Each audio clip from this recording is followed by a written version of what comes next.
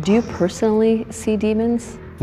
A lot of times on people, I will see a crow on their left shoulder. The kinds of stories that we do are unique in that people are sharing with us things that they might not be sharing with their own family members or friends, deeply personal things. They told me to go into a room and two men came in and raped me.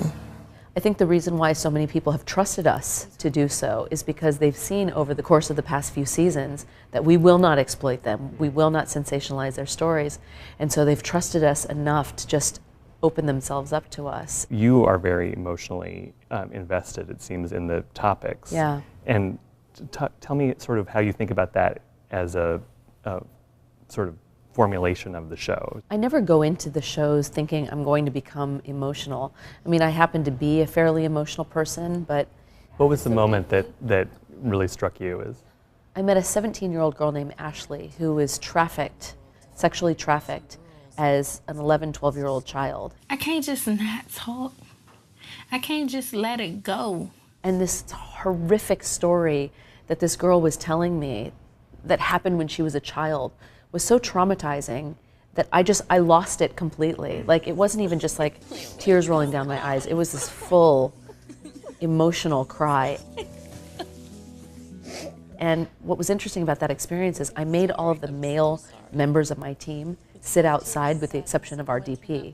And as little Ashley is telling this story, I hear from outside the room all the men going, and then we all just lost it because the courage that it took for this girl to talk about what had happened to her was so profound. On the other hand, you have, there are shows that are lighter. I'm still young enough to have sex, so I want that.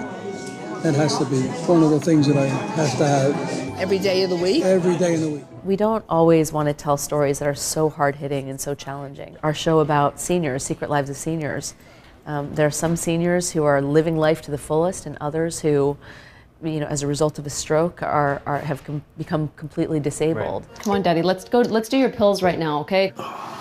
Did your dad participate willingly? Easily?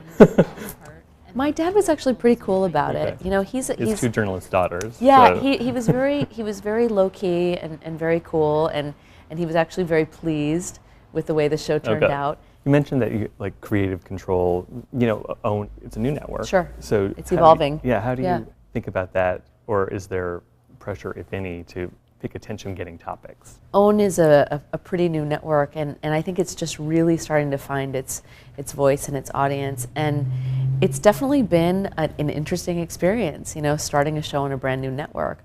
But it has been so supportive, and I really, truly believe that I wouldn't be able to do this show on any other network.